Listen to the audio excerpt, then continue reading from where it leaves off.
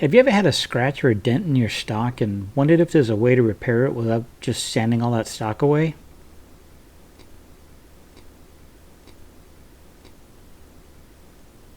While it may not look too bad here, this scratch is really deep. And while it's on the inside and will never be seen, let me show you how to make it much less obvious. Start with a clean bit of damp cloth. Not too wet. Make sure you squeeze out all the excess moisture that you can.